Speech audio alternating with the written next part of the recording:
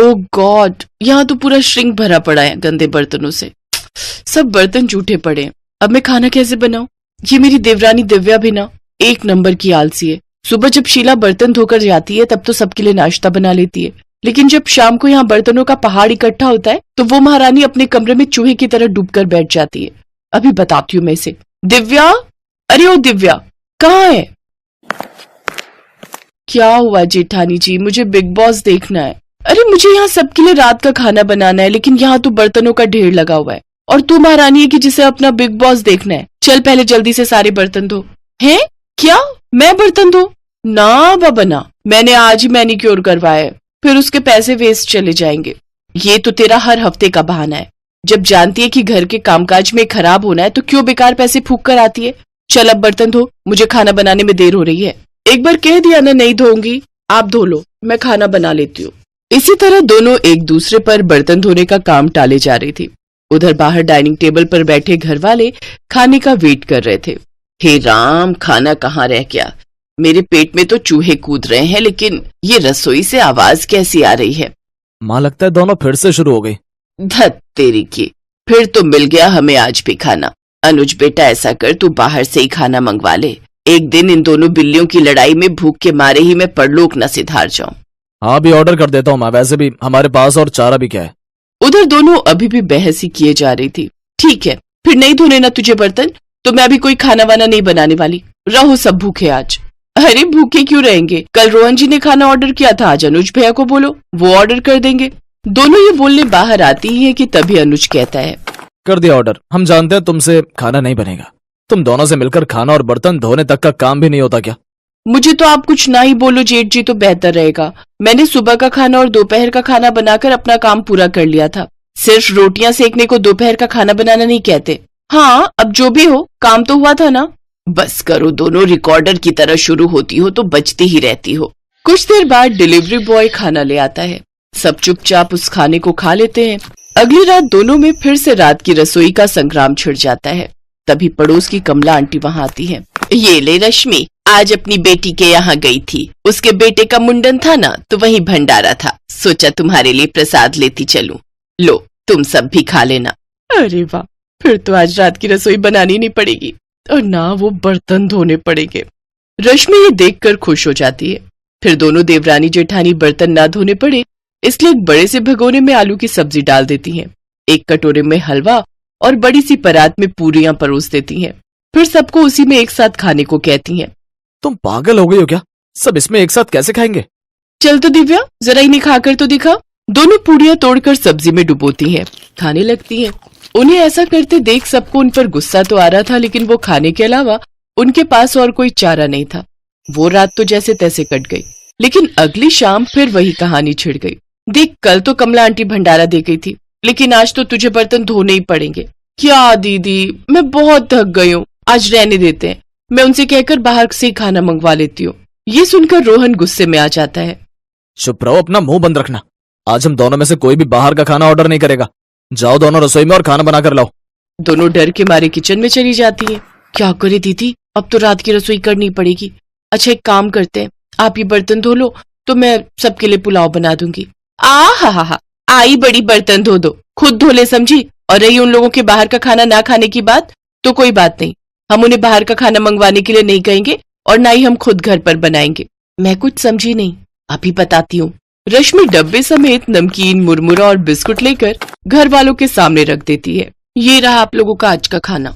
इन दोनों का बस चलेगा ना तो हमें रोज मंदिर के बाहर लंगर में बैठकर ही रात का खाना खाना पड़ेगा। इनके रहते तो हमें रात की रसोई नसीब ही नहीं होगी। बस बस बहुत हुआ, आज तो हम जैसे तैसे ये खा लेते हैं, लेकिन अगर कल से खाना नहीं मिला तो फिर तुम लोगों की खैर नहीं। जी ठीक है, लेकिन उनके पास इसका भी जुगाड़ था। अगले दिन दिव्या बाजार से जाकर कुछ डिस्पोजेबल प्लेट्स ले आती है। यार दिव्या, खाना तो डिस्पोजेबल में खा लेंगे, लेकिन खाना बनाने के लिए तो वो बर्तन धोने ही होंगे ना। कुकर, कढ़ाई, ये सब तो चाहिए ही ना। फिकर नॉट, ये देखो 2 मिनट में बनने वाली मैगी, अब हम सब यही बनाएंगे। दोनों फिर से काम चोरी दिखाती हैं और नूडल्स बनाकर डिस्पोजेबल में डालकर दे देती हैं। ये देख तीनों अपना माथा पकड़कर बैठ जाते हैं। लेकिन अगले दिन सास ने दोनों बहुओं को सबक सिखाने का फैसला किया। अगली शाम रसोई से बर्तन धोने की आवाज आती है। दीदी, अभी तो हम रसोई में गए भी नहीं, फिर ये बर्तन धोने की आवाज कहाँ से आ रही है? चलो देखते हैं। दोनों अंदर जाकर देखती हैं तो अनुज बर्तन मांज रहा होता है, रोहन धो रहा होता है और बूढ़ी सास पार्वती खाना बनाने लगती है। ये देख उन दोनों को बड़ी शर्मिंदगी होती है। ये आप सब क्या कर रहे हैं? बहू, अब तुम दोनों से तो ना बर्तन धुलते हैं ना खाना बनता है, तो हमने सोचा हम खुद ही ये काम कर लेते हैं ताकि हमें रात की रसोई खाना तो नसीब हो। तुम दोनों जाओ और आराम करो। नहीं माँ जी, हमें माफ कर दीजिए, हमारी रहते आपको ये सब काम करना पड़ रहा है। हाँ माँ जी, हमसे भूल हो गई, हमें अपनी गलती का एहसास हो चुका है। अब से आपको कभी शिकायत का मौका नहीं देंगे। हमारे रहते हमारे पतियों को जूठे बर्तन और माँ जी आपको खाना बनाना पड़ रहा है।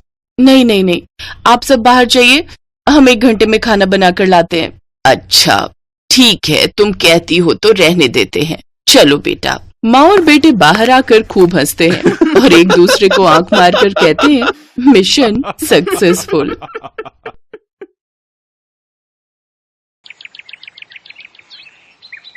एक रोज शाम के वक्त हिना अपनी माँ के साथ बैठी हुई होती है। तभी वो अपने फोन में अपनी माँ को एक लड़की की फोटो दिखाते हुए कहती है, माँ ये देखो, ये लड़की कितनी मॉडर्न एंड टॉल है, ये मेरे भैया के साथ एकदम फिट बैठेगी। तभी उस घर की बड़ी बहू मानसी वहां आती है। चलिए माँ जी, हिना दीदी खाना लग गया है। बहू यहाँ तो आ, ये देख हम तेरे देवर के लिए रिश्ता.com की साइट पे लड़की ढूंढ रहे हैं, जो कि सुंदर होने के साथ साथ अमीर भी है। अब तेरे गरीब मायके वालों ने दहेज के नाम पर 1-2 चीज पकड़ा दी बस, इसलिए अब मैं अपनी छोटी बहू अमीर खानदान की लाऊंगी, जो कि भर भर कर दहेज लाए। हाँ, वो अपनी बड़ी बहू को ताने दे ही रही थी कि तभी उसका छोटा बेटा हितांश एक मॉडर्न लड़की के साथ घर आता है। उन दोनों के गले में वरमाला डली हुई थी। हितांश बेटा, ये लड़की कौन है? माँ, ये जूली है और हम दोनों ने शादी कर ली है। क्या तुम दोनों ने शादी कर ली? मैं नहीं मानती इस शादी को। हाँ तो किसे फर्क पड़ता है आपके मानने या ना मानने से? वैसे भी वो कहावत तो आपने सुनी ही होगी कि जब मियाँ बीवी राजी तो क्या करेगा काजी। मैं जानती हूँ, जरूर इस डायन ने ही तुझे भड़काया होगा। मैं इस डायन को हरगिज अपनी बहू नहीं मानूंगी। भले ही आप ना मानो, लेकिन लीगली तौर पर मैं ही तो हूँ आपकी बहू। इसलिए अब जल्दी से जाइए और आरती की थाली लाकर मेरा गृह प्रवेश कीजिए। सास बेमन से अपनी नई बहू का स्वागत करती है। जूली हितांश के साथ अपने कमरे में चली जाती है। हे राम, माँ अपनी इस नई छैल छबीली के तेवर देखे, इसके तो रंग ढंग ही अलग है, बड़ा ही घमंड है इसमें। तू चिंता मत कर बेटी, कल इसका ससुराल में पहला दिन है, तुम देखना अगर मैंने भी इसका घमंड चूर चूर नहीं किया तो। अगले दिन सुबह हितांश के पिता यानी जूली के ससुर अपनी पत्नी से कहते हैं, विमला देखो तो, सुबह के 10 बजने को हैं और ये नई बहू अभी तक अपने कमरे में सोई पड़ी है, और आज इसका रसोई में पहला दिन है और ये अभी तक अपने कमरे में है। तुम रुको जी, अभी मैं इसकी खबर लेती हूँ। नई बहू, अरे ओ नई बहू। कुछ देर बाद जूली वहां आती है। क्या बात है मम्मी जी, क्यों सुबह सुबह इस घर को मच्छी बाजार बनाकर रखा है? छोटी बहू, ये क्या तरीका है अपनी सास से बात करने का? हितांश, हितांश जरा बाहर आना तो। अब क्या हुआ जूली डार्लिंग? तुम चुपचाप से अपने बाप को समझा लो कि वो मुझसे तमीज में रहकर बात किया करे। पिताजी, आपने सुना जूली ने क्या कहा? नालायक, इस दिन के लिए पैदा किया है क्या तुझे कि तू अपनी बीवी का जोरू का गुलाम बन जाए? बस आपसे ही सीखा है पिताजी।